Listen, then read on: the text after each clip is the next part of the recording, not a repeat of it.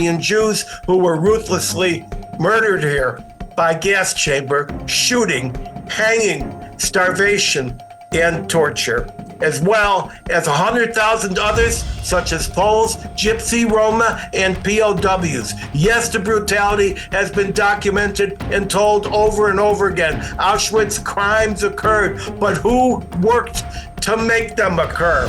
Who made millions of dollars? Who got off scot-free to a light stint in jail? Who turned their back on the opportunity to intervene? And now, The Edwin Black Show.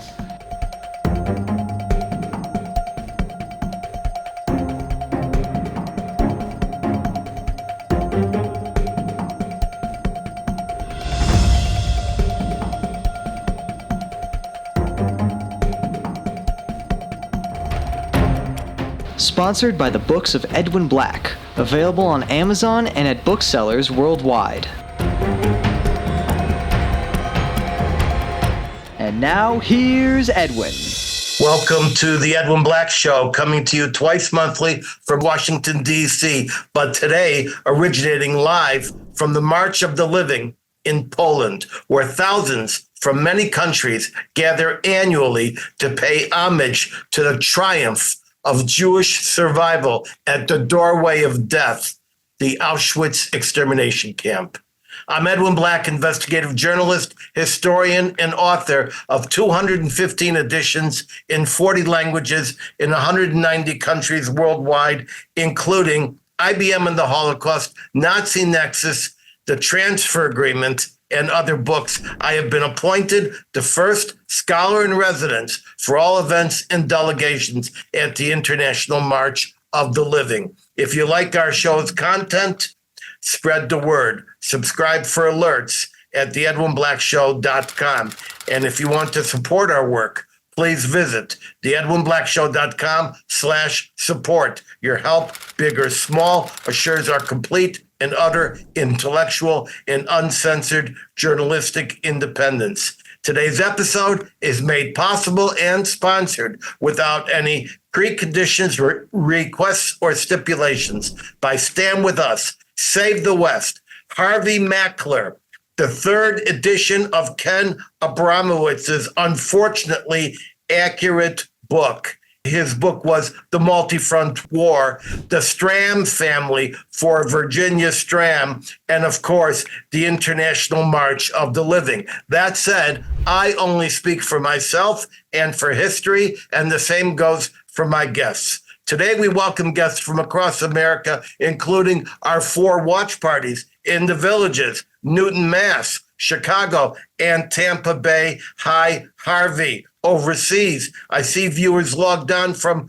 Australia, New Zealand, as always, Germany, Hungary, Poland, of course, Holland, France, Italy, Spain, Portugal, Czech Republic again, Great Britain, Canada, Mexico, Brazil, Argentina, and Israel, plus other countries. If you have a question limited to today's topics, place one short sentence in Zoom's QA feature. The Edwin Black Show, along with our YouTube site, is global and fast growing, enjoying many tens of thousands of views. We speak frankly and without tremor to a fragmented world seeking better understanding of our tormented past, our present very, very tense, and a future still uncertain, and I mean very uncertain. By the way, stay tuned for my special word of wisdom at the very end of the show, just before I sign off. We'll get to our never forgettable episode live from the March of the Living, but first a few minutes of announcements and then the depressing reports from the week. Announcements. At the Edwin Black Show and our companion YouTube site, we have just released more compelling and hard-hitting episodes. First, see our frightening episode on the destroyed cities soon to appear across America. Then the nerve-rattling unveiling of any free society's greatest threat, central control. Both are edited with gripping music and imagery. See them now and share. Or actually wait till this show is done and then see them and share. My appearance tour continues. Today I'm in Warsaw with March of the Living, serving the initial proceedings. In a few days, we shift to Krakow for more lectures, and then to Auschwitz-Birkenau itself, where more than 1 million Jews were exterminated by industrial gas chambers, shootings, work-to-death regimens, medical experiments, and other murderous methods. Then I traveled to Łódź, site of the famous Łódź ghetto, which saw more than 200,000 Jews in its odious grip.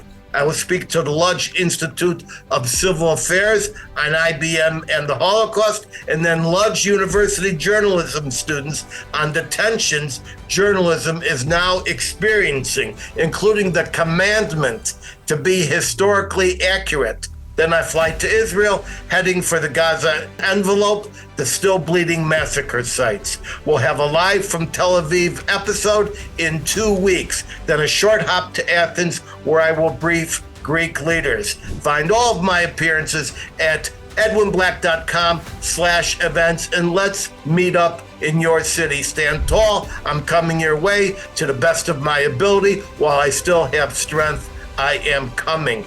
Finally, I remind my viewers of a terrible website you must know about. Publishing the ghoulish videos from October 7th. This is the war crime documentation Israel will need to prosecute after the war. See it at hamas-massacre.net before the deniers win their war of denial. Here are the items from the week. I remind everyone that we are now in the midst of World War J, the global war against the Jews, which I proclaimed some months ago, in Gaza, at home in America, and indeed roiling through the nations of the world. Bad news streams into my office every minute of every day, and I've selected just a few of the bad ones. For every awful report, I leave out 10 or 20. First to the Gaza war and the 2024 year of war. Rafah next, then Yemen, Lebanon, and finally the head of the snake will be crushed in Iran. You can count on that. From generation to generation during this millennium, Jews have escaped their killers with bribes for survival while sustaining death and destruction, and then fleeing with their bags for anywhere. But my parents said the daring preamble for the new Jew.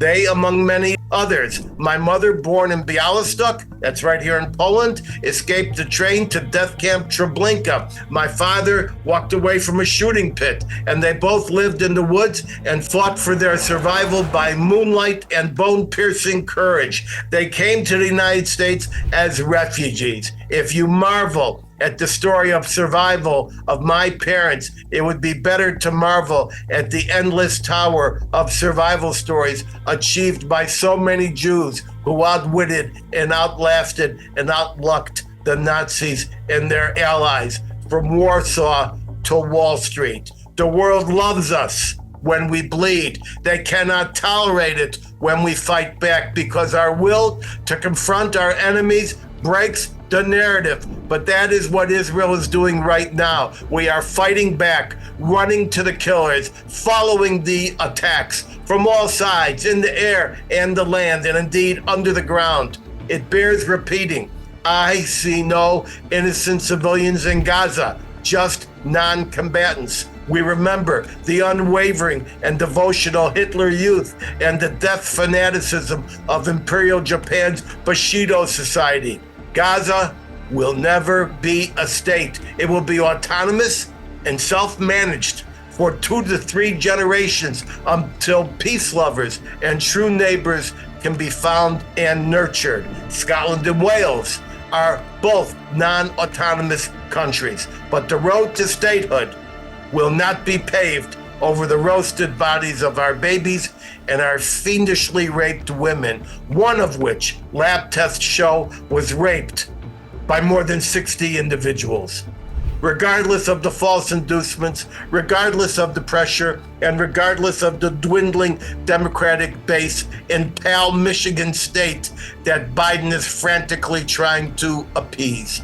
Jews via Israel now choose our own destiny, and that breaks the narrative and unnerves those in Washington and Europe who are surprised. Yes, the Bible in Numbers 23:9 says the Jews are a people that will dwell alone, but we shall live on to dwell. Going domestic. The latest dangerously insane idea the anti-Semitic Biden administration has conceived to appease Pal, Michigan, is to suddenly import Gaza refugees, something neither Egypt nor any other Arab country will do. In so doing, Biden will insert even more people into this country who hate Jews, despise America, maltreat women, and stand ready to recommend homosexuals to the nearest construction crane. To America's campuses now, they continue to be bubbling centers of anti-Semitism, Israel hatred, and rejection of the very idea of America. More than 120 campuses are currently on fire with protest encampments and violent rebellions. What began as a call for a ceasefire now has quickly monsterfied into undiluted and undisguised Marxism, down with America, open insurrection, and acid-lined Jew hatred, the likes of which we have never seen in America. At several colleges, people stomped with denigration on the Star of David, just as they do in Gaza and Tehran. At campus after campus, those wearing Jewish identification were physically prevented from entering campus, and in some cases, manhandled off the grounds by keffiyeh-wearing thugs. Police have cleared one campus after another, but nothing compares to the overnight nightmare at UCLA. Earlier today, I watched the video feeds on 5 devices from my hotel room. Rioters came prepared not to call for a ceasefire, but to ignite a Marxist fire. They were armed with and used many at-hand weapons against police dressed in 70 pounds of riot gear each. The police were attacked with blinding military-grade lasers and strobe lights, fire extinguishers, bear spray, nail guns, shields, helmets, knee pads, gas masks. They were all wearing them. They erected a variety of Home Depot fortification perimeters to stop the police. It took more than 3 hours, but the LA County Sheriff, the Highway Patrol, and LAPD jointly risked life and limb to peaceably dismantle the fortress and arrest scores of professional agitators who have hijacked the latest flashpoint, the Gaza war, so they could mobilize scores of uninformed, uneducated, and easily dazzled students to join them. Stalin called them useful idiots. One of these useful idiots, as part of her demands, called for the university to divest from Israel and also to deliver vegan food to their tents. These people know which river or sea applies to Israel and Gaza. They have no sense of the definition of genocide and why ordinary defensive war is not genocide, especially when exceptional measures are taken to avoid non-combatant injury. And notice I did not say innocent civilians, but rather non-combatants. But most striking was the obvious money that came into play as hundreds of thousands of dollars was spent to purchase identical top quality tents, identical gas masks, identical white hard hats, and scores of tall panels of 3/4-inch construction grade plywood, plastic ties, fencing, wooden pallets, and door handles for makeshift shields that was somehow all delivered to the UCLA campus for the police standoff and suddenly erected to create a fortress of insurrection. Who has financed all of this? We know most of the obvious names, all tax-deductible charities, the Soros Open Society Foundations, the Rockefeller Brothers, Ford Foundation, Tides Foundation, but also actors in Iran, Qatar, and China who have donated more than, get this, $47 billion to American colleges. That's right. Carnegie Mellon, $1.4 billion. Cornell, $1.2 billion. Harvard, $894 million. MIT, $859 million. And Texas A&M, over $500 million. Even the Palestinian Authority, no less, has donated $643,000. This to Brown University to establish a chair for Palestinian studies. Within the past 24 hours, you should know, one of America's top law firms, Greenberg Traurig, has filed a blockbuster and long overdue lawsuit against National Students for Justice in Palestine and American Muslims for Palestine for their active, knowing, and specific supporting a designated foreign terrorist organization, Hamas, on the campus and elsewhere. Soon the curtains on so much of this financing, training, and orchestrating shall become more apparent. Scott J. Bornstein, a senior vice president of Greenberg Traurig, said, quote, "As the son of one of the youngest survivors of Auschwitz, I am proud to be part of the team seeking vindication for our clients. We will look forward to presenting the evidence to the judge and the jury. You see, Jews are now fighting in the rubble of Gaza and every day in the trenches of our legal system to fight for our rights without or with permission. The Jews will go on living and now command their own destiny." This brings me to our first guest, best-selling author and threat analyst Ken Abramowitz in Palm Beach, who explained why these protests are not sudden reactions to news from Gaza, but generations in the making, going back to the Marxist riots at Berkeley in the 1960s. Take the camera, Ken, and tell us how those 4 generations have seized the university system coast to coast and what the next generations have to look forward to. Okay, thank you very much, Edwin. Wonderful monologue. What we're witnessing now is basically a systemic failure of our society. The wheels came off. And it's sad to say this. If our founding fathers could come back to life for one day and see what's going on, they'd be shaking their heads and saying, you morons, I gave you the best Constitution and Bill of Rights in the history of the world, and you messed it up. So we're now paying for, I would say, well, you can, in round numbers, 100 years of mistakes. When Lenin and his criminals illegally took over Russia in 1917, they declared war on America. In 1949, when the communists took over China, they declared war on America.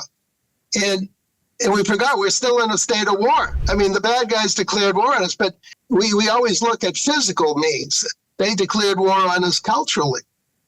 So they made the vow to basically undermine our society through what I call cultural warfare.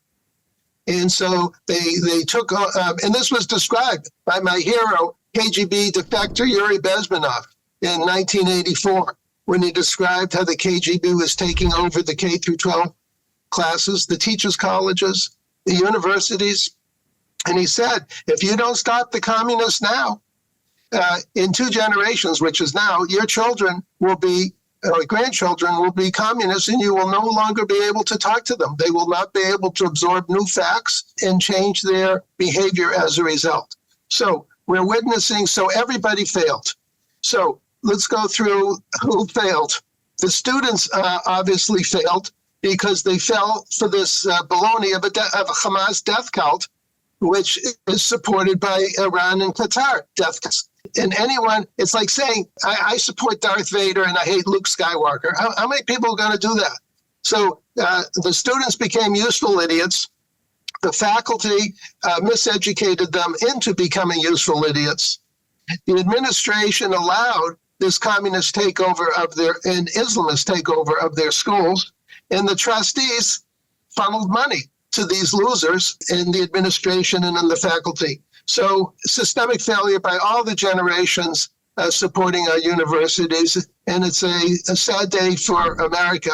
The good news out of this is the history of evil is evil can't be stopped until it's stopped. Evil doesn't just stop itself. They say, oh yeah, we stole enough money and we're happy, or we invaded enough countries and we're happy. No. They stop when they're stopped. So I'm glad to see campus by campus calling in the police. They should have done a long time ago, calling in the police and throwing these bombs at these criminals, terrorists, in jail. Now, you have to keep them in jail. So we'll see what happens to them, how long they stay in jail. But at least the evil was so sharp that even the losers running our northern states had to respond. All right, Ken, thank you for those remarks. Let me drill down a little bit. As you and I have discussed, there are 4 generations of collegiate level which have failed, and they basically started in the 60s or before. And I'm thinking of the Berkeley riot as the epicenter. The earliest of those ultimately became the trustees of the colleges. Then the second wave became the administrators. The third wave became the professors, and the fourth wave became the students. And they are bequeathing this type of hijacking of our collegiate system from one generation to the other. Do you think it's possible that there's been so much outrage at these private and progressive universities that people are just going to wholesale stop providing them with money, stop sending their kids to these schools, and so forth? Let me just spend 20 seconds on generations. You could add one more generation. In the 30s and 40s, the Frankfurt School of communists and socialists started putting their roots into universities, which then led to the Berkeley generation, as you mentioned. So it's just adding one more generation to this mess. So as I said, the good news is that it's so bad. The good news is that the donors are livid and the trustees are livid, and that'll put pressure. By the way, it could lead to the systemic demise of one of the Ivies, because we see this, and people are flying from the north to the south to go to Republican states. Same thing's going to happen to students.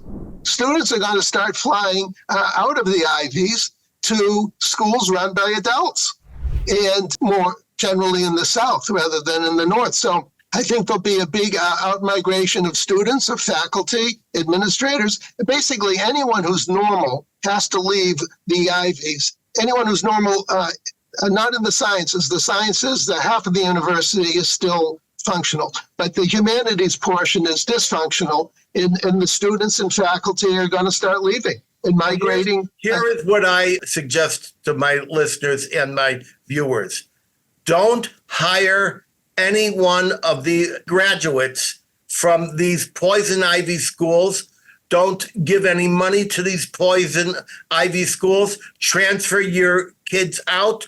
Don't enroll them, and effect a cherem, a curse of untouchability on these hellholes. And I wish to repeat once again that I have never studied a genocide that occurred in the last 200 years that did not start on the college campus. All right, so now we want to thank you very much, Ken, and I hope to see you soon, perhaps in Israel in a couple of days. And now I want to pivot back to the March of the Living, and I want to call on one of its finest personalities. I want to call on Jacob Shoshan, a man who has an intense and multi-layered understanding of our tragic history and all the potential that we can seize only after we comprehend and learn from that history.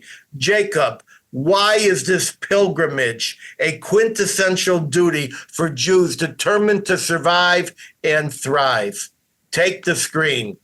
Thank you very much for asking me to join. And it's a privilege to share with you what I deeply believe in. I think this amazing project is actually yet another link in the chain we are trying to create in between the different generations. One day, those wonderful survivors might not be able to join us, at least on these trips. This year, we'll be joined by dozens of survivors who are going to march with us. the 2 miles long march from Auschwitz I to Auschwitz II Birkenau. They lead us on this march, and as you can see in the picture in my background, actually echoing the fate of those people when they were younger and many others who are no longer around. So one day they will not be able to join. And it really is up to us, not only the sons and daughters, the grandchildren and relatives of the survivors and the victims, but people who are not necessarily associated or related to any of these people, but somebody who should carry the torch forward as a warning, not only as a reminder, not only that it should not be forgotten. It is a reminder of what evil can lead to, on one hand. On the other hand, we'd like to highlight the role of the righteous among the nations to show that a person can make a difference and to motivate all of us to seek and search within ourselves what could be done to make this place, which suffers so much with evil and cruelty, to make it at least a little of a better place and make life a little nicer to the rest of the population of the world.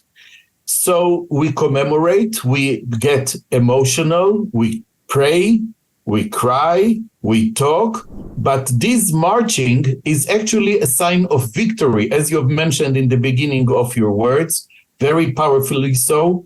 It is our victory. The March of Death was set up at the end of World War II when they were liquidating the camps, and they were trying to make these people move to Europe, to Germany mostly, to clear the rubble of the destruction. That is the march where they took the prisoners out of the camps, and many of them perished along the road, which is why we call it the March of Death. And here we are now to celebrate the March of the Living, to carry forward the good intention and goodwill with the hope for a much better future. All right, Jacob, I know that you are one of those in our community who has the knowledge and the wisdom that our community needs to grasp our history and reach for our future. So now it's my turn to reflect on the March of the Living. First, I want to note that due to flight arrangements from Hungary and elsewhere, 2 of our special guests will not be on the show. They are attorney Richard Heideman, a front row defender of Jewish causes, and his wife, Phyllis, who serves 25 hours per day as president of the International March of the Living. It is Phyllis's passion, her unquenchable energy and devotion that makes the March of the Living what the spectacular annual event is. And fear not, we will tape their remarks along with Monise Neumann, the international coordinator, who also couldn't get here, and Michal Cotler-Wunsch. She is a representative of the Israeli government,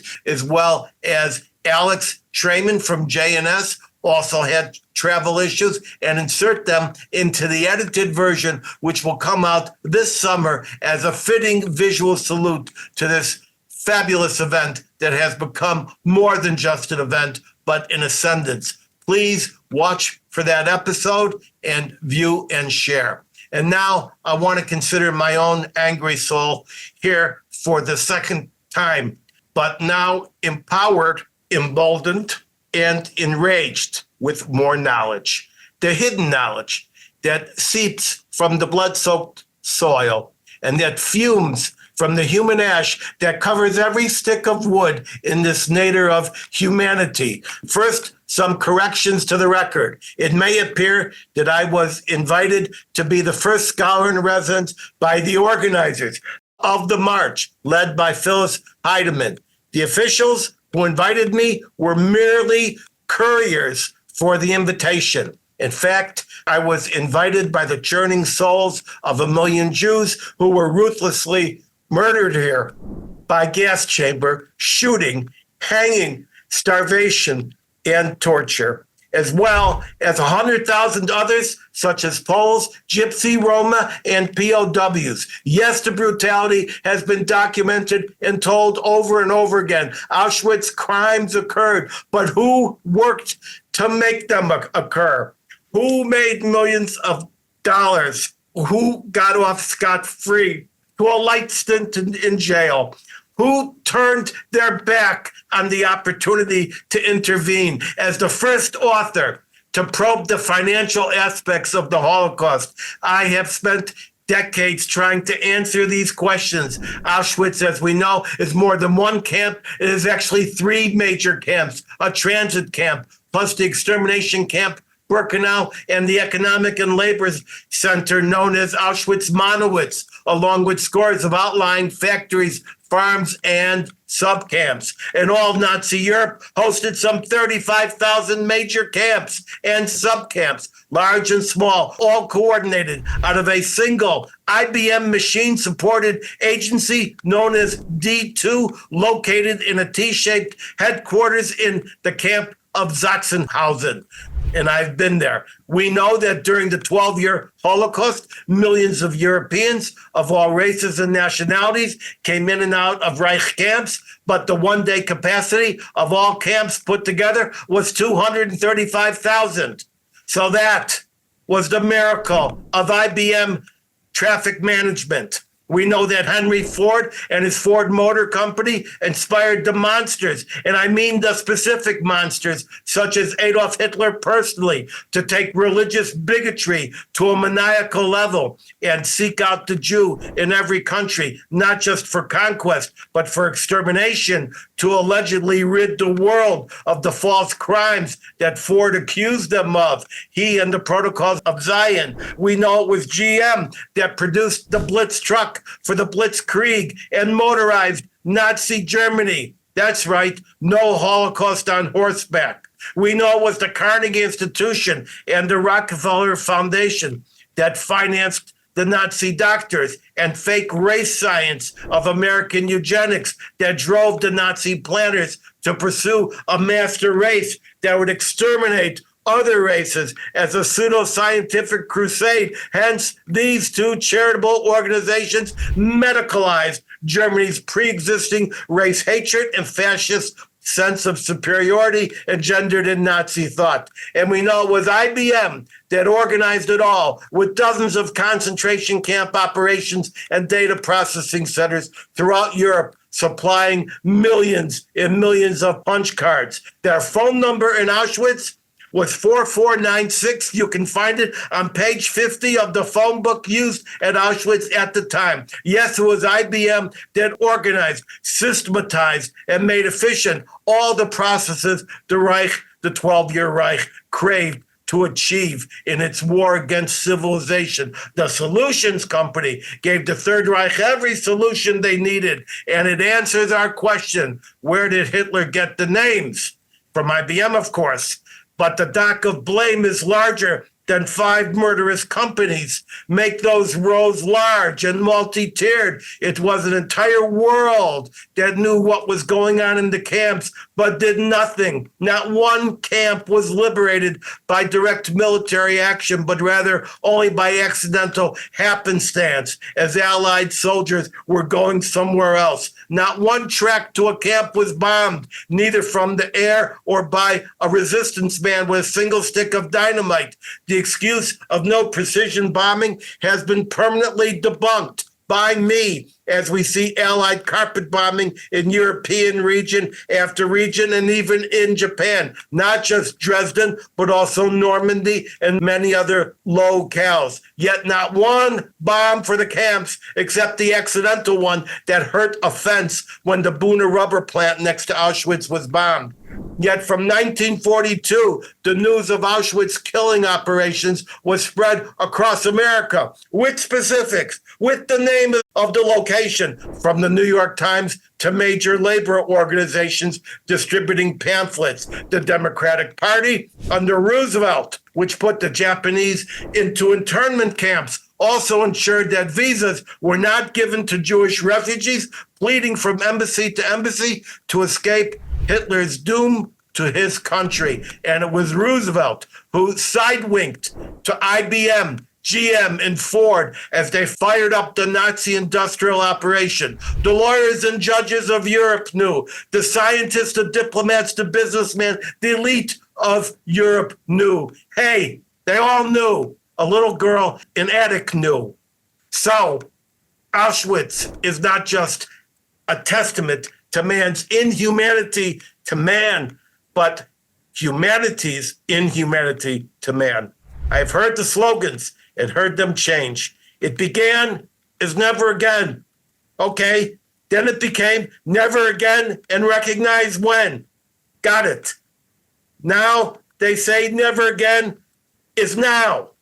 And I regret to say, and I'm proud to say, the new slogan, hell no, not again. I left out 99% of everything, but now I take your questions. So, well, let's see. Well, we're loaded with questions. Here's one from Tampa, from Harvey Mackler and his great group there. How do we educate the useful idiots when it is impossible to communicate with them? Well, Harvey, that's an excellent question. And the reality is you can't communicate with them. Look what they're doing. They don't want to talk to people. They put up their umbrellas so they won't be seen. They put up their COVID masks so they won't be recognized. They're useful idiots because A, they're idiots, and B, as idiots, they're useful. So I think they are a lost cause. I think what we need to do is focus on the new youth, the uninfected youth.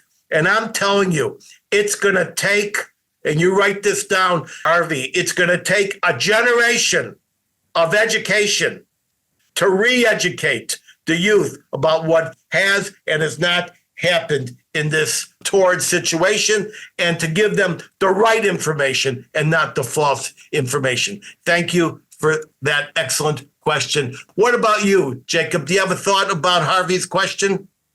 Yes, if I could inscribe one phrase on the wall of every statesman, anybody who's in charge of any budget, I would ask them, you think education is expensive? Try ignorance. And that's exactly what you were saying. It all stems from ignorance. So the only solution will be education. Might not happen in a day or in a generation, but we have to insist and persist and make sure to bring to their attention, especially in this incredible time of fake news. Artificial intelligence is going to be manipulated for a long time into the very wrong purposes before somebody, somehow, some entity will take control over it and be able to direct it to stick to the truth, to facts and figures and reality. But we should not give up. So I agree, education should be the way to fight this ignorance, the stupidity, which leads them to this demonic, unacceptable type of behavior. And it all proves Goebbels' mantra that if you tell a lie over and over again enough, it becomes truth. And then we even have a president who says, well, I condemn the anti-Semitism, but I also condemn those who don't understand what's going on with the Palestinians. This, to me, was the absolute bottom of what I've seen in recent days. Ken, what do you have to say about that? How do we work around the profound ignorance of the current generation? Well, I can mention a couple things. One is Yuri Bezmenov in his video interview. He said, we're going to have to start with the kids right now and educate them properly, what you were mentioning, Edwin, so that in a generation or two, as they become adults and then into society, they can be functional again. So, yes, there's an opportunity for people to set up schools. You could call them new schools or American schools or Constitution Bill of Rights schools, basic value schools, and basically start at the kindergarten with new teachers and the new students, and over time rid ourselves of the diseases, the intellectual diseases that have permeated the country. I'll also leave you with one joke. About 4 years ago, Nancy Pelosi publicly said, I think we have to move half the country into re-education camps. And I said to myself, I disagree with Nancy Pelosi 100% of the time, but not this time. I agreed with her. We just disagreed on which half of the population. But that's more of a joke. Well, actually, what you said is not humorous because I completely agree. We've got to start at the kindergarten level. The problem is the parents of these kindergarten age kids, they don't have the knowledge. They don't have the understanding. They have been blinded by their own desire to count their cars and their summer homes and the TV sets that they have, and fail to understand that in every generation they come back to destroy us. And you and I and Harvey and many others are working every day to try to ensure that misinformation and malinformation is defeated by truth and fact. Thank you very much. All right, let's get to another question. Here's a question from the watch party in the villages. I think there's a bunch of people in this hotel from the villages. What exactly is genocide, and why are the claims against Israel false? Okay, ladies and gentlemen, genocide is not warfare, and it's not defensive warfare. And Israel is conducting a proportional war. That means it has the correct proportion to achieve the military goal. That means if it needs to take out a nest of terrorists in a specific building, it doesn't flatten 10 buildings. That's what makes it proportionate. It doesn't mean that if they rape 40 women, that we then have to go in and rape 41 women. That's what international defines as proportional war. Now, the word genocide was actually invented by a Polish Jew, Raphael Lemkin. He studied at a trade school in my mother's hometown of Białystok, and later he worked right here in Warsaw. It combines the Greek word for people, that's genos, with the Latin suffix for killing, side, genocide. He invented it in 1942 or 43. Somewhere around there at the University of North Carolina, when he wrote versions of a manuscript, which ultimately became a book called Axis Rule in Occupied Europe. That's Axis, A-X-I-S. And that is when he laid out how all genocidal actions, 5 traits in common. And 1, 2, 3, 4, 5. And here are those traits. 1, it involves the deliberate killing of members of the group with the intent of destroying them, causing serious bodily or mental harm to members of the group. That's 2. Number 3, deliberately inflicting on the group conditions of life calculated to bring about its physical destruction in whole or in part. That's exactly what was done in the ghetto system. And IBM even had an operation in Kraków at the university where it studied how many Jews it could starve to death as it proportionally dwindled the food supply. Number 4, imposing measures intended to prevent births within the group. That's exactly what American eugenics did. And I wrote a book on that, War Against the Weak. And I was one of the first to, in fact, I was the first to link American eugenics to Nazi eugenics and the master race. And the 5th category is forcibly transferring children of the group to another group. So that's what genocide is. Now, it's interesting to know that Lemkin was living in poverty in a New York apartment when in 1959, at the age of just 59, he died of a heart attack. That was in New York City. He was buried in Flushing, Queens, at probably the most famous of Jewish cemeteries, Mount Hebron Cemetery. At the time of his death, he was working on several books to further define genocide, but ultimately, he only later got credit for a monumental contribution to society. Jacob, you have a comment about genocide? As an Israeli, I get more than offended. I'm furious when we are being blamed for genocide, because for genocide, as you have talked about, they should be the intention of eliminating an entire group of people, whether a nation, an ethnic minority, or some kind of a population. And that has never been the intention, and that is not what is being done now. We're fighting for our lives. We're fighting for the future of our children, for our communities, for hundreds of thousands of people who were removed from their residences. And I'm afraid that à la guerre, comme à la guerre, they are hiding beyond and behind these human shields. They take advantage of these aliens, whether they're involved, combatants, or whatever, and they are casualties. What did they think when they launched this war, that it's going to go quietly? Now, the world sees it as extermination of innocent people. Guess what happens within their own society? So many of them think that it's going to be a wonderful thing to be martyrs. They are listening to the sermons in the mosque where the preacher will tell them that if they get to heaven, they'll be with Muhammad and with Allah, not to mention a special reward that we will not mention now as a respect to the ladies in our party. And they think it's the greatest honor. There is a verb in the Arabic language, istashhad.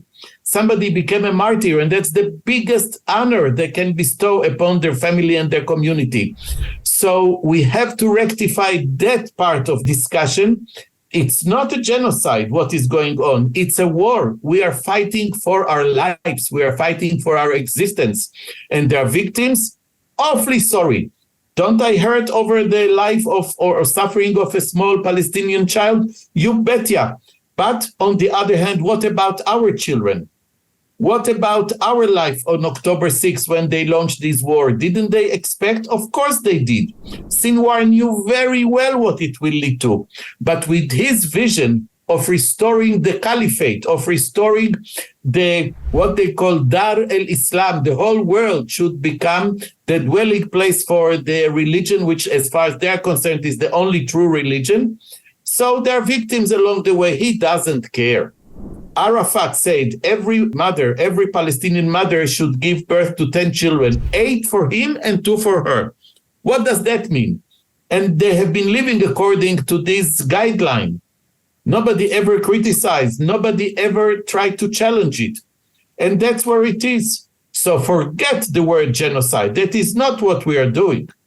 Yes, there are victims, but it's not a genocide. Yes, and it really means that no matter how many times you scream genocide and colonist and settler, all of which are lies, that does not make it true. But that is their goal, to keep screaming this until some useful idiot that they haven't found before decides that they will throw their hat in. Here's the watch party in Newton, Massachusetts. Can the Holocaust occur again? And if so, where? Now, that's a question that we've treated on this show often. Ken, in just a minute, is it your opinion, based on what you know and what we've brought out in the show, that the Holocaust could occur again? And if so, where do you think that would be? Well, bear in mind, on October 7th, when the Hamas death cult illegally invaded Israel, they were going to kill everyone in Israel. They would have killed all 10 million people, 8 million of which are Jews, 2 million are Muslims, and a few 100,000 Christians. They were on their way to kill everybody. It was the brave citizens in the Gaza envelope and the soldiers who stopped them. Now, behind the post-genocide by Hamas of Jews, they're getting support from the Iranian genocidal country and Qatar, both of which are genocidal. So, and by the way, Iran's promised to kill everyone in America. So they promised to kill everyone in Israel, in other words, the Jews, and everyone in America, in other words, the Christians. So these countries are genocidal. So the game they play, it's an old communist trick, is you accuse the victims of doing what you're doing. In other words, they're the genocidal, so then they accuse the Jews. Oh, Jews are genocidal. It's just a mind game that they play, but they get away with it because there's so many useful idiots. And Ken, I wish to confirm what you said. The original plans called for these invaders on October 7th. And by the way, you might remember that there was a ceasefire on October 6th. But on October 7th, they had plans to go all the way to Tel Aviv, and they thought that they would have the wave of Al-Aqsa, and that at that particular moment, they would be joined by 100,000 rockets from Hezbollah and perhaps the Iranian nuclear attack. Iran is almost certainly by now assembled 5 nuclear bombs in its Ahmed project. The International Atomic Energy Agency now says that these bombs could be assembled within weeks or have already been assembled within prior weeks. A regular target has been the nuclear reactor in Israel. A regular target has been the ammonia tanks in Haifa. And so they planned to mass murder as many as possible. And remember, if they killed the Jews in Israel, they've killed half the Jews in the world. And by the way, just a word to the Democrats. If you get rid of Israel, that's half the Jews in the world. And if the Democrats get rid of the American Jews who support Israel, then you're working on about 75% of the Jews. All right, thank you for that. Let's get to our next question. Oh, wait a minute. I actually didn't put my 2 cents in. Yes, I believe that a Holocaust can happen again. I believe that there is a willingness to dismantle Israel and a willingness to dispossess the Jews of America by the controlling anti-Semitic wing of the Democratic Party. And I believe that they will do so. I think there would be a dispossession phase, an expulsion phase. The killing of the Jews would be achieved by arming Hamas if they come into power. And I would say that within about a week of coming into power, write this down, people, within a week of January 20th, if the wrong side comes into power, they will unrecognize Israel. They will stop the weaponry. They will isolate Israel, and they'll open a weapon supply line to Hamas. And what you saw on October 7th will just be the introduction to a war of extermination. By the way, you might remember that when Israel was founded in 1948, the Arabs said, this continues the Nazi war of extermination. And of course, Hitler and the Nazis were idols in the Arab mindset. Let's get to our next question here. And it is the watch party in Chicago, my hometown. Will we see pogroms in America?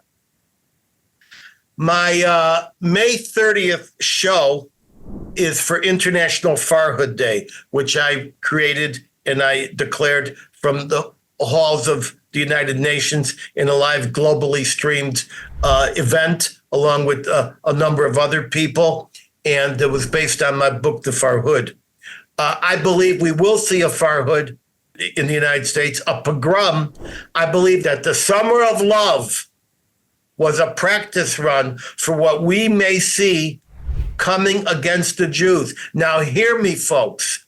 The violence that has come to the campus can easily be redirected to the Jewish Community Center, to our synagogues. They know where we live. They've mapped our addresses. They're no longer marching just to City Hall. And they're hands-on, physically hands-on, trying to go after the Jews. And I believe that there's a bad chance that we will see it this summer. And if you're listening in Chicago, where this question originated, you may see it in August when the Democratic Convention takes place in Chicago and is held hostage and totally subsumed by the riots and obstruction of the radical Jew-hating Democrats who have made no secret of their plans to dismantle and take over the Democratic Convention. Now, here's my final comment. I want to be wrong. I beg to be wrong. Ken knows he's seen my show, and I begged to be wrong so many times. But last June, I was correct when I said the next Farhood would not be in some Arab capital, but would either be in Israel or in the United States. And I've then come up with where the first expulsion would be if the wrong people get into power. I pinpointed. It's Dearborn, Michigan. And maybe then Canada, which has been subsumed with Jew hatred in its official ranks. And now I'm unhappily predicting a pogrom this summer, somewhere, perhaps August, and perhaps in Chicago. And I'm desperate to be wrong because I hate being right. All right, let's get to our next question here. Can the Holocaust museums be trusted? This is Marlo in Tampa. Can the Holocaust museums be trusted? The Holocaust museums can be trusted for what they're telling, but they're not telling the entire story. For instance, the Holocaust Museum in Washington did not want to recognize the Farhud because it violated their mission statement, which was to document the destruction of European Jewry. And it took a campaign of many, many people making loud protests before they finally agreed that, yes, the Jews put in concentration camp by Nazis in North Africa, the Nazi-era pogrom on June 1st and 2nd of 1941, yes, these were Nazi actions and they were part of the Holocaust. Many of the Holocaust museums are quietly changing their names to Holocaust and Genocide, or Genocide and Holocaust. The first to do this was the famous Detroit Holocaust Museum, which was the first Holocaust museum in the United States. And they actually tried to prevent me from revealing this information once I discovered it. Jacob, what do you say about the Holocaust museums around the world? Can they be trusted for what they say? I say yes, but they're not telling the full story. What do you say? I second your opinion. I think they're very important. I think their activities, other than their presentation on the walls, the pictures, the facts and figures and dates, they hold seminars, they hold lectures, they publish documents, they participate in publishing documentaries, and I think they're doing a wonderful job. As you said, unfortunately, they don't present always the full story. But to be honest with you, I'm most satisfied with even a partial story with other than none at all, instead of none at all. So I welcome their activity. I salute, I endorse them. I just hope that people will actually visit these museums and learn more about tolerance, about acceptance, about being able to accommodate, to be inclusive, and all the rest of this vocabulary. But yes, I think they're very important, and I think they should be there, and I hope there will be more of them. All right, Ken, what do you say? You know much of what I'm talking about. Do you have confidence in the museums, especially since you have an understanding that the Holocaust Museum has an unwritten rule, hands off corporate America? That includes GM, Ford, Carnegie, Rockefeller, and IBM. What do you say, Ken? Well, I have to quote one of my heroes, Dr. Seuss. He wrote a book called If I Ran the Zoo. So whenever I'm in a position like this, I always pretend that I'm running the zoo. So if I were running a Holocaust museum, I would add 3 exhibits. An exhibit on the pogroms of the 100 years preceding World War II, because that's set the stage for what happened in World War II. And then another exhibit on the 800 years of expulsion from Christian countries, because that set the stage for regarding Jews as subhuman, and which then set the stage for pogroms, which then set the stage for World War II. And finally, I would add a section in the museum on October 7th, which was the second Holocaust. It was only lasted a day or two, but that was the second official Holocaust, and I would have a section on that. So I would expand the purview of the museum.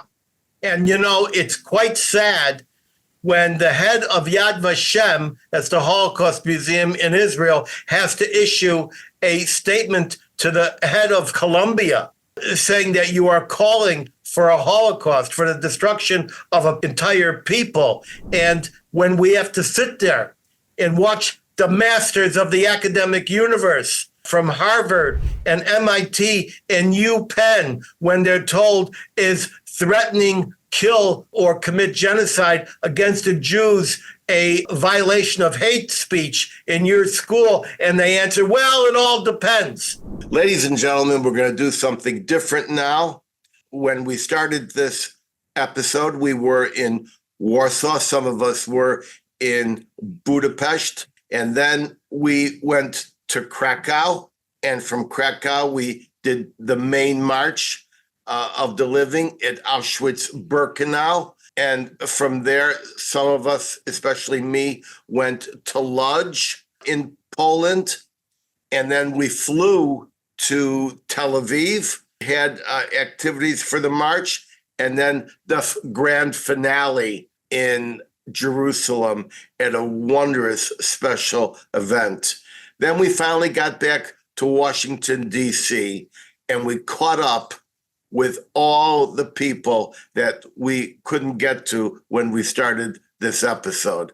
Here are those interviews. You'll want to see them. And now, ladies and gentlemen, one of my favorite people, Phyllis Heideman, who is the president of the International March of the Living. I'm going to ask her one straight question. Based on everything you can sense today, what is the future of the International March of the Living in a world which is increasingly insensitive to both Jews and their history? Thank you for that incredible question. It gives rise to our thought every day, all day. We at the March are contemplating the future, but I can tell you, Edwin, that in this environment in which we're all forced to live, interest in Holocaust education, in the preservation of memory, and in participation on our journey to Poland is increasing exponentially. The interest from adults, from high school students, from law enforcement, from liberators, from educators is overwhelming even to us. Because I think we have come to a realization that it is imperative upon each of us to value, understand, embrace the notion of memory. The preservation of memory will help us define our future. It is who we are. We didn't drop in out of the sky. We're not newcomers to society. And we must educate the next generation on their roots. Now, it was interesting to me on the March of the Living this year that so many people were saying not only never again, but is never again now. And my personal mantra was, hell no, not again. Are we facing this potential moment again? I think we could, but I have a greater hope and belief in humanity that we will not let it happen again. But the signs are there. As I said in Auschwitz and in Birkenau, it's not a competition and it shouldn't be a comparison. It is a continuum. What we are facing today is a continuum from World War II and in the days thereafter. It is our responsibility, our social responsibility, not only to our own community, to ourselves, but to the greater world at large, that we not let it happen again. And I'm a believer that the gooder people in the world will stop it from happening again. Well said. And thank you, Phyllis. Thank you, Edwin, for all you do. And now I'd like to talk to one of the best people in the United States on the issue of Jewish defense. I'd like to talk to Richard Heideman. And Richard has been to Auschwitz, as I have, several times. And we both know that Auschwitz was a different place in the last century. When I first started to communicate with Auschwitz, the fax machine was in a different building. And there was not a hint of commercialization. On our visit to Auschwitz-Birkenau this time, did you see a great deal of straight commercialization for pizzas and style shops and all sorts of other commercial entities, Richard? Edwin, thank you. Indeed, over the last decade or so, there has been a development outside the grounds of Auschwitz-Birkenau. There are apartments, there are hotels, there are eateries, and even there are kiosks. Some organizations were very upset about it. They tried to stop it. Other organizations said, isn't it important that outside what is referred to as the Auschwitz-Birkenau Museum, that they be able to, shall we say, thrive in order to help support the museum itself. The museum has upgraded. We monitor it very closely. Phyllis Heideman, the president of the March of the Living, works with the Auschwitz-Birkenau Museum and the Auschwitz-Birkenau Foundation. One of the things, a project of the March of the Living that's ongoing, is the preservation of shoes, children's shoes. When you think about it, these shoes are more than 80 years old. And yet they're there, and they're there not just as relics or artifacts, they're there as evidence of the Shoah, of the people who died there. And it's important, therefore, it seems to me, to be sure that everything possible is done to preserve each building, to preserve each cup, each spoon, to preserve the hair and the eyeglasses, and to preserve the shoes. Yes, I agree with you. And now I'm going to be quite blunt with this question, as I've asked other people. Are we possibly looking at this again? So, Edwin, let's go back for a moment. In 1935, the Nuremberg race laws were passed in Germany, and it became essentially state-sponsored hate with legislation that actually made it legal to discriminate. In 1938, you saw Kristallnacht, which with the massive destruction, not just of glass, the night of broken glass, but of synagogues, the burning of books, the killing of people inside synagogues. And then it led to the Shoah itself. And at the end, you come out with the concept of genocide coined by Raphael Lemkin. You come out with the Nuremberg trials, the international military trials. And we all look back at that history and have said many, many times it couldn't happen again. And we've also said it would never happen in the United States. Now let's fast forward.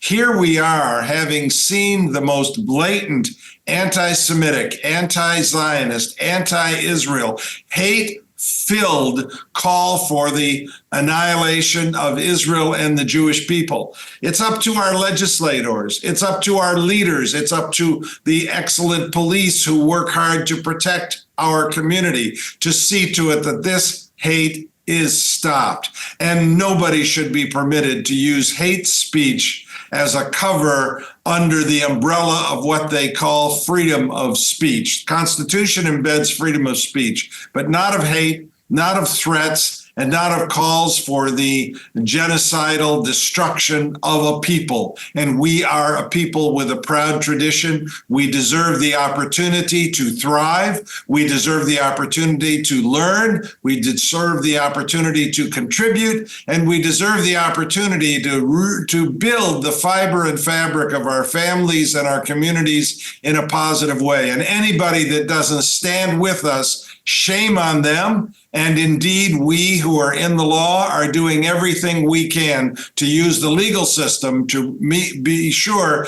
that they are held accountable just as the terrorists are held accountable. Thank you very much, Richard. You've made your point, and I hope that the world is listening. Thank you, Edwin. And now we come to Michal Cotler-Wunsch, and she is a representative of the Israeli government. She's currently their special envoy to address anti-Semitism in the world, because Israel finally figured out that its existence alone does not mean the end of anti-Semitism. Now, you were on the march, and I have some pictures of you in the same utter distress that everyone had of being reminded. So my question to you is, what does this march, the International March of the Living, mean to you and in its context and to the state of Israel, since we're now in the shadow of a Hitler-era massacre and a rise in Hitler-era anti-Semitism and discrimination? Take it, Michal. So thank you, Edwin, and thank you for having me on. I would say that the moment, the existential moment that we're in that the very same anti-Semitism that fueled the atrocities which you refer to of the 10/7 massacre, the war crimes, the crimes against humanity perpetrated on 10/7 and the war waged on Israel since that day, is the anti-Semitism of the responses to those atrocities, responses of silence, of denial, of support for, of justification of those atrocities. And when we pause on that for a moment, in the scene that we sort of together marched from Auschwitz to Birkenau, the understanding that the prospective commitment of never again in the future is actually fueled as we speak right now by the very same anti-Semitism that demonizes, that delegitimizes, and that applies double standards to the proverbial Jew among the nations, if you will, that is the state of Israel, whether it's in international institutions, in academic spaces, in social media platforms, on the streets. It brings us to a very, very important moment of reckoning with not just Holocaust education teaching of the past, but actually teaching about contemporary anti-Semitism and the strain of anti-Semitism we currently see, that is of anti-Zionism, or the negation of Israel's very rights to exist, and the imperative to remember and remind. And, as I was marching with Holocaust survivors from Auschwitz to Birkenau, to remember and remind that 2024 is not 1944. We have a nation state, that is the state of Israel, that does not exist because the Holocaust occurred. And we should make sure that that is not the narrative that is taught. In fact, the state of Israel is the nation state of the Jewish people, a prototypical indigenous people who returned to our ancestral homeland after thousands of years of exile and persecution, of which the Holocaust was the modern manifestation. That is what the state of Israel is. And never again for us, and we're living it right now, means never again will we wait for anybody to defend us. But never again for the rest of the world has to mean that we actually understand that it's the mechanism that 3Ds, the International Holocaust Remembrance Alliance definition, stipulates so clearly: the demonization, the delegitimization, and the double standards that we have to make sure to identify and combat in all of the places and spaces in which this new, mutated mainstream strain of anti-Semitism is festering and infesting. This needed reminder, how does the International March of the Living provide the reminder that you have just spoken of?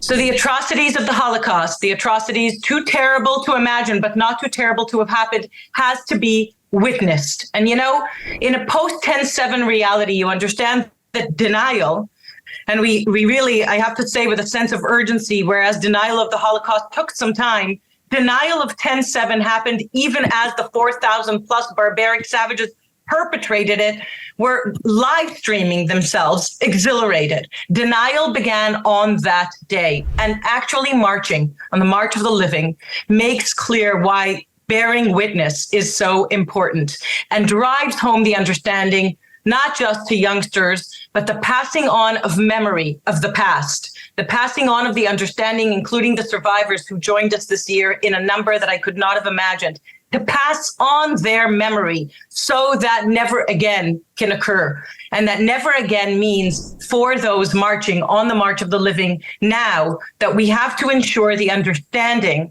that the Holocaust did not begin in the gas chambers, but that anti-Semitism did not die in Auschwitz. Anti-Semitism mutated. And we have to be able to discuss that now, today, in a post-10/7 reality. Michal, give it to me straight. Are we looking at this again?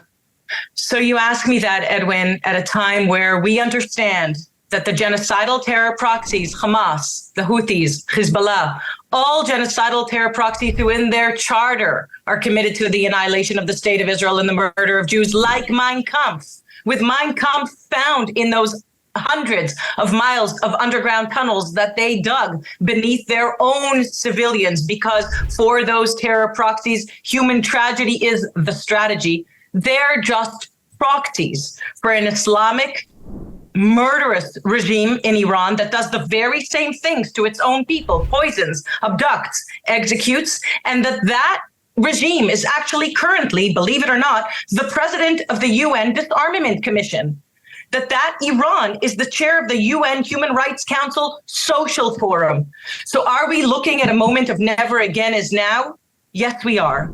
Are we looking at a moment that never again is now? In the first time for thousands of years of Jewish history that anti-Semitism has not only mutated, but has threatened Jewish survival, we're looking at it in a very different moment in time, because we have a nation state.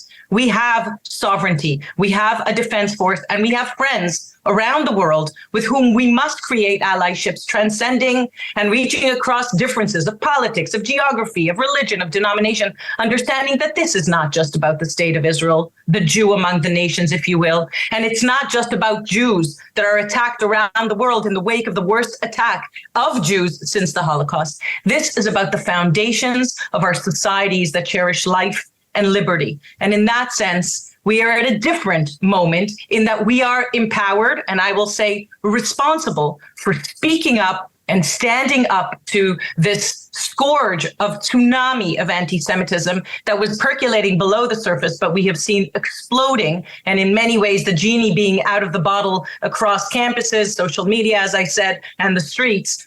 The demand that we have to fight at this moment in time, knowing that we have hope, because we have the hope of a people that's thousands of years old, that carried that hope, and that hope carried us. And of course, our national anthem is Hatikva.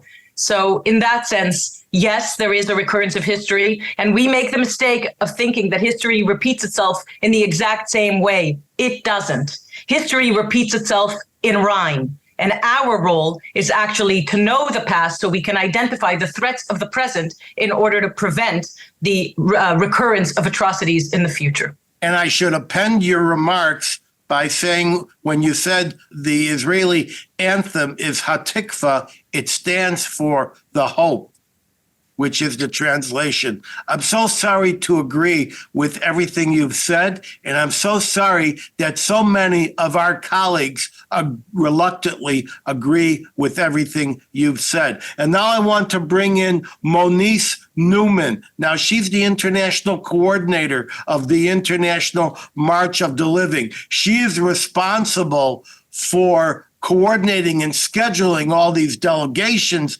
from all these states, these countries, these professions, these societal groups. She's got to be aware of every flight, every train, every canceled flight. Monise, how nerve-wracking was it for you to coordinate flights and airlines and delegations all over the world, which were changing by the hour and sometimes by the minute? Take the screen and tell us, Monise. Thanks, Edwin. Well, I just want to, it is a nerve-wracking job, and I'm part of an amazing team that does this. So I'm just a kind of cog in the wheel. And it is, as you can attest by having stood there, and Michal as well, the most important thing in the world is the health and safety of all the participants. This year we had 6,000 people. Generally it's 10,000. And it's like a huge puzzle piece, Edwin. If you can imagine with the overlay that everybody, the most important thing is everybody's safety and well-being. We've just geared up, returned from 2024, and now we're gearing up for 2025. So it's nerve-wracking, it's exciting, it's exhilarating, and I have to thank all the teams that put this together. The international office, our land providers, who make this a reality and a really positive reality so that we can bring Michal's message to life. How many countries and airlines were you working with? They were working with, I think this year there were over 20 countries. The airlines we were working with was multiple, and the land providers in Israel who help bring people to Poland, charter flights so that we can make this a reality. So it's from every corner of the world, from South Africa to South America to Australia. So it's multitude, Edwin. I don't want to give an exact number because then I wouldn't be doing justice to what the international office does to make this a reality. Now, you're living in California, correct? I am, exactly. But you were functioning on more than a dozen time zones, correct? Yeah. I mean, it is a lot of time zones, and thank God for your iPhone that has different times in different countries. Well, I want to ask you an honest question here. I want an honest answer. How many hours of sleep did you get a night in the first 4 months of this year? Maybe 4. It's hard, as you know, when you're dealing with all of this, and it's true of all my colleagues, it's hard to switch off. When you turn up at midnight, and by the time you turn around, you got a call to Israel or something like that. So it's not for the faint of heart to do this job, but it is a vital, vital job. So I feel blessed to be part of the International March, to work with people like Michal and Phyllis and Richard, to stand tall and stand proud and honor the memory of the people who were murdered. So, and thank you for all the work that you're doing, Edwin. And exactly when are you going to start on the 2025 March? Believe it or not, it's already started. So basically, we came back 3 weeks ago, and all the different delegations have been asked to submit the itineraries so that we can start playing the puzzle pieces. So this one goes to this day on this date and this place and this place. So it's already started, Edwin. So it's very, as I said, it's a puzzle piece that we're manipulating the pieces to put into place. Thank you, Monise Neumann. Thank you, Edwin. Take care. And now we turn to Alex Traiman, the CEO and Jerusalem Bureau Chief of JNS, which, to my way of thinking, is the most reliable and the most believable and credible source of news about world Jewry and Israel. Now we have Alex Traiman, and I want to know, Alex, you were there, and you were just a member of a gaggle of press with cameras, tape recorders, pen and pencil, and pad. What was your experience? How did you sense the mood of the international press, especially at this time of rising anti-Israel sentiment? Well, first of all, I would say that as somebody that's done a lot of interviews over 3 different trips to Auschwitz with the March of the Living, that there is no experience in the world like interviewing a Holocaust survivor at Auschwitz. Okay, you can just look into their eyes and you are taken to a different place. And when they're talking to you, you could see the gears in their head going back 80 years and replaying images that either have thought about or chosen not to think about for a long time. And it's a very, very powerful experience to interview others and to gain insights into their experiences, both Holocaust survivors and participants, young and old, members of law enforcement, heads of major Jewish organizations, politicians, and others. And so I've had this dual experience, number one, of working as a member of the press corps, and then also doubling as a co-anchor of the live broadcast of the March of the Living itself, that the March actually invests a lot of energy and effort into. And that live stream of the March that I co-anchored is picked up by the Associated Press. We saw that it was in the Telegraph and many other mainstream publications. And the benefit of this is that not everybody can get to the March. And you know how intense the news cycle is. And to people, not everybody's being able to send their own reporters, but we're able to broadcast the sentiments from the march out even to those that don't have the ability to come, and then it lives on YouTube as well. And it's an important thing to share that experience with more than the several thousand people that attended the march itself. And are you getting ready to attend the very next one in 2025? Well, at this point, we're covering the war here in Israel, and I'm just trying to take it one day at a time. I don't know where Israel and the Jewish people are going to be in a week from now, let alone in a year from now. But it's been a tremendous privilege and an honor to assist with this live broadcast of the March of the Living. And if I have other opportunities to go, I do hope that I'll be able to do it. Well, one of the things that was really interesting about this year's program, I know that you were touring throughout Poland, but before I got to Auschwitz, the days before that, I was together with the Heidemans and others, and we were in Budapest, Hungary. And it was the last day, the day before the march in Poland, we had a march in Budapest from the Great Synagogue to the train station. And this march was several kilometers. It was commemorating the liquidation of the community of Hungarian Jews who had fared relatively well in Europe until the end of the war. And between May and July of 1944, at that point, close to 500,000 Jews were deported from that very train station to Auschwitz. So we were marching from this great synagogue, one of the largest synagogues in Europe, to that very train station. And so for all of us that were on the march, it was very powerful. To anybody else that was not participating in the march, they wouldn't have known about this 80-year commemoration. They just would have seen, to them, what looked like a pro-Israel rally. And the amazing thing, and you can think back to after October 7th, how you saw protest movements in London, in Paris, in New York, in Los Angeles, in Washington, D.C., against Israel, in favor of Palestinians, even pro-Hamas to a certain extent. In Budapest, Hungary, as 5,000 people marched down the streets of the center of the city, we saw not a single protester, not a single dissenter.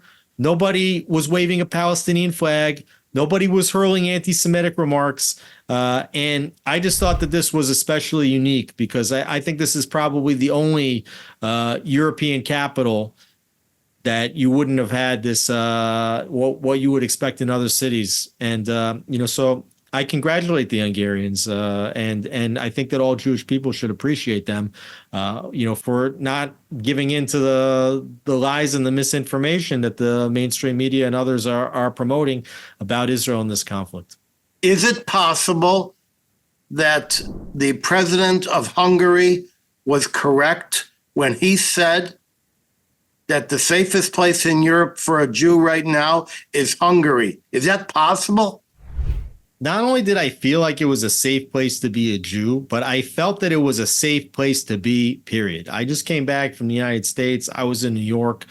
I was walking the streets at night after late meetings. I was on the subway. In Hungary, I felt much safer out in the streets at night. People looked happy. I didn't see mental illness. There's no crime on the streets, and I think law and order is something that's missing from a lot of American cities, other European cities. Certainly in Israel, we're struggling to maintain law and order.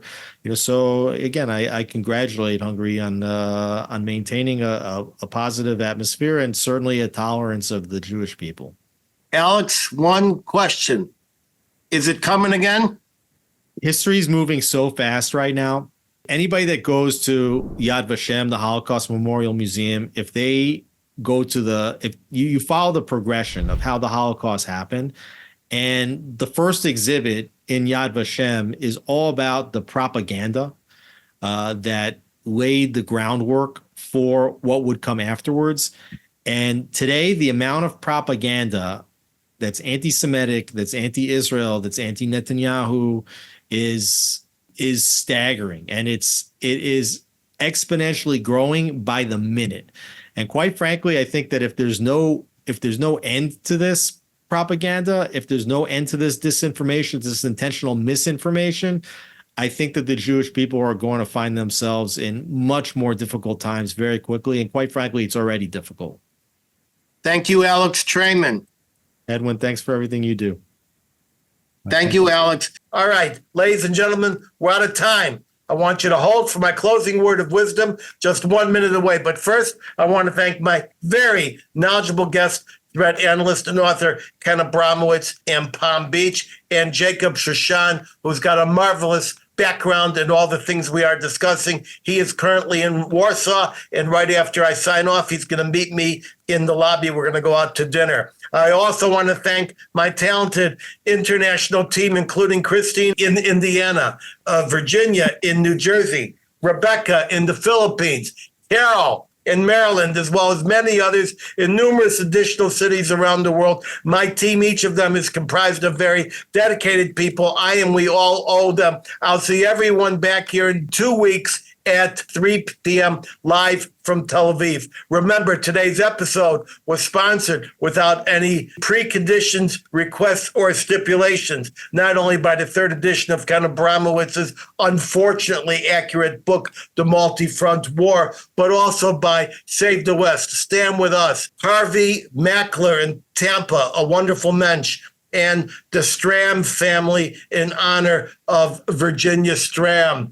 And I want you to know that if you desire to join the group that are friends of the Edwin Black Show, just go to theedwinblackshow.com/support. Keep me independent. You want to hear me in person? Watch my website for events. I'm in Warsaw today, but I'll be working with people in Cincinnati and San Diego, Israel, and Greece before long. Until then, head over to any Barnes & Noble in the USA or any Amazon, Walmart, Apple Books, Google Books, or Kobo platform in 190 countries across this roiling, toiling, boiling planet, where you can find any of my 200 book editions, such as IBM and the Holocaust, soon to be a Hollywood blockbuster. You want an autographed copy? Hit my personal, newly redesigned website, edwinblack.com, and click books. Get access to participate live in future shows at theedwinblackshow.com. Sign up. And remember, you'll see a much enhanced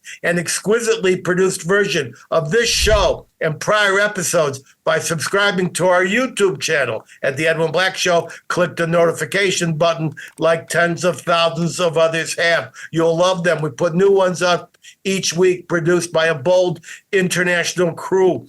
You can follow me at Edwin Black Book on that thing called X, as well as Facebook. And now, for my closing word of wisdom. Here it is. Never again has been replaced with hell no, not again.